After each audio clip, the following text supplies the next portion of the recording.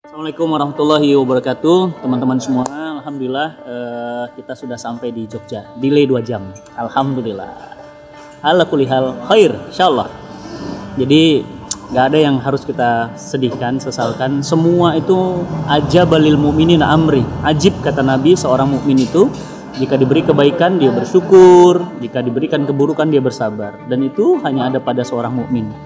Teman-teman semuanya, insyaallah saya dari mulai hari Kamis sampai Ahad akan keliling bersama Mbak Oki Stiana Dewi dan Bang Cuping Topan di Jogja.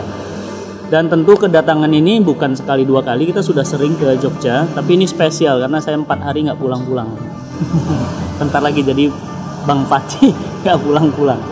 Teman-teman semuanya, insyaallah selama 4 hari itu kita akan roadshow safari dakwah di Jogja dalam rangka menyambut tahun baru Hijriah, ya, hijrahnya kaum muslimin dari Mekah ke Madinah, yang itu dijadikan momentum oleh Umar bin Khattab sebagai momen hijrah, momen berubah, momen perpindahan dari Mekah ke Madinah Al-Munawwarah. Dan Nabi SAW kemudian membangun peradaban hebat, menjadi negara hebat, negara luar biasa di Madinah. Dan dari Madinah itulah Islam akhirnya sampai kepada kita hari ini di Nusantara. Betapa hebatnya hijrah. Itulah yang kita sebut dengan Amazing Muharram. Kenapa Amazing Muharram? Karena ternyata bulan Muharram itu memang bulan yang amazing, karena itu tahun baru Islam. Kita selalu merayakan tahun baru yang bukan tahun baru kita, padahal kita punya tahun baru sendiri, tahun baru Muharram. Dan tahun ini 1441 Hijriah, artinya 1441 tahun yang lalu Nabi meletakkan fondasi hijrah. Nah, masalahnya ketika hijrah ini banyak sekali kemudian saudara-saudara, kerabat, keluarga yang tidak memahami, akhirnya mencemooh, mengatakan ada apa di balik hijrah? Jangan-jangan radikalisme. Ada apa di balik hijrah? Jangan-jangan adalah fundamentalisme. Ini kan fitnah. Yang namanya orang menjadi lebih baik, bukankah itu sebuah kebaikan? Bukankah setiap nyawa, setiap jiwa Allah anugerahkan kebaikan? Bukankah setiap diri kita fitrahnya adalah baik?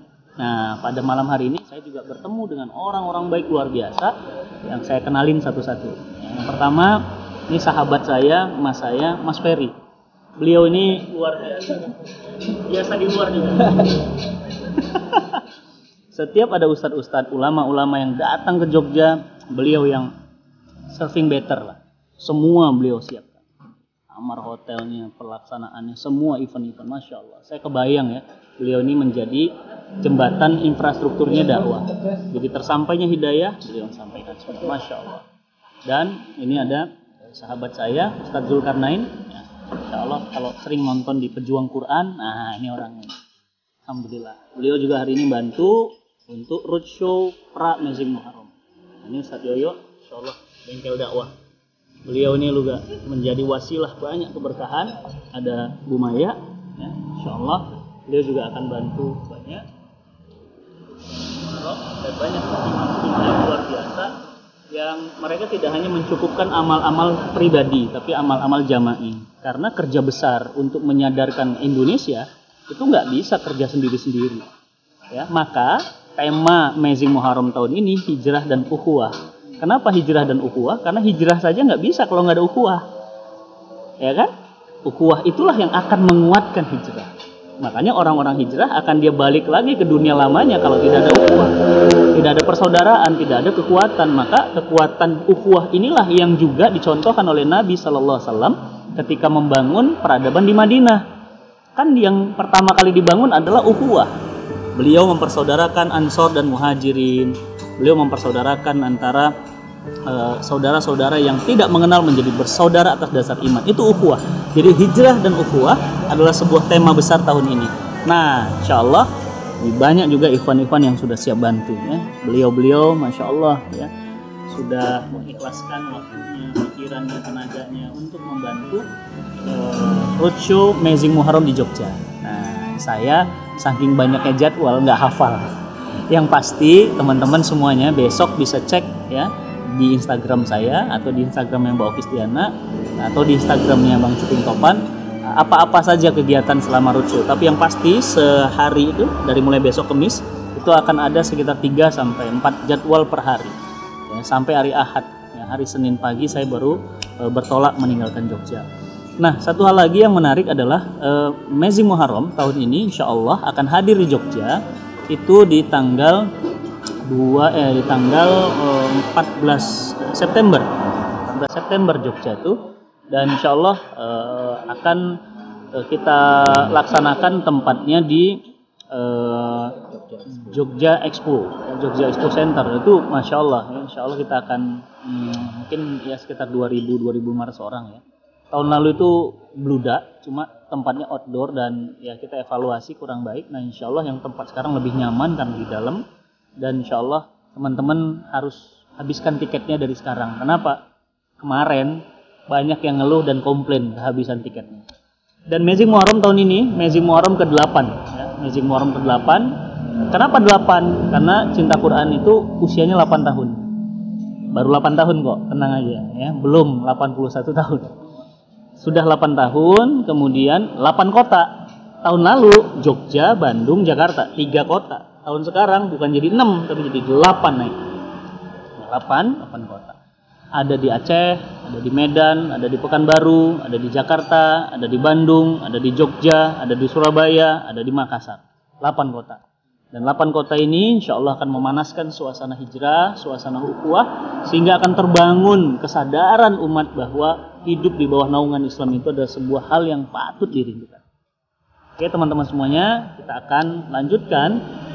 Saya besok ya, akan cerita tentang bagaimana sebuah bisnis ya, batik yang unik, yang sering saya pakai, Batik Paradise, dibangun. Nanti saya akan cerita rahasianya ya, dan sampai-sampai Masya Allah banyak orang yang terinspirasi bagaimana batik bisa seindah itu, tidak selalu, mohon maaf ya, desainnya kaku, terlalu kolot ya, tapi desainnya sangat menarik, dan saya dengan bangga selalu pakai Batik Paradise kemanapun. Juga besok saya akan cerita ada sebuah hotel, Ispak namanya, dia nggak sebutin syariah tapi the real syariah. Kenapa? Karena prinsip-prinsipnya dibangun atas dasar syariah, tidak jual wine, nggak jual khamr ya, nggak ada pijet-pijetan juga yang bukan mahram. Masya Allah, ini hotel menurut saya unik karena banyak orang ngomong hotel syariah, kalau dia gue nggak ngomong syariah, tapi apa, the real syariah. Nah ini menarik, besok kita akan nge-vlog juga akan cerita tentang dahsyatnya itu, dan simak terus vlog kita di Cinta Quran TV. Insya Allah kita juga akan cerita tentang bagaimana proses dari kajian satu ke kajian yang lainnya. Ya, bagaimana Mbak Oki kemudian bersama saya dan teman-teman semuanya ada program baru nih yang harus teman-teman dukung, namanya Quran Syiar Project. Jadi Quran Syiar Project itu sebuah payung besar yang menaungi semua program-program tentang Al-Quran, dari mulai membebaskan buta aksara Quran ya, mendistribusikan Quran, pembinaan Quran, sampai mencetak para penghafal Quran ya, A sampai Z tentang Quran. Maka teman-teman semuanya, insya Allah mohon doanya, saya sehat dan semua panitia, pembicara sehat, dan Allah curahkan keberkahan, kelimpahan kepada kita semuanya. Mudah-mudahan ini menjadi atsar, menjadi jejak-jejak di hadapan Allah nanti ketika kita pulang kepada Allah, ketika kita kembali kepada Allah, maka ini menjadi kenangan ya, di hadapan manusia, dan akan menjadi catatan di hadapan Allah Subhanahu wa taala. Mudah-mudahan bermanfaat. Kita lanjutkan besok hari insyaallah dalam waktu yang cukup dan dalam semua cerita yang lebih padat, dan semuanya bisa disimak di Cinta Quran TV. Assalamualaikum warahmatullahi wabarakatuh.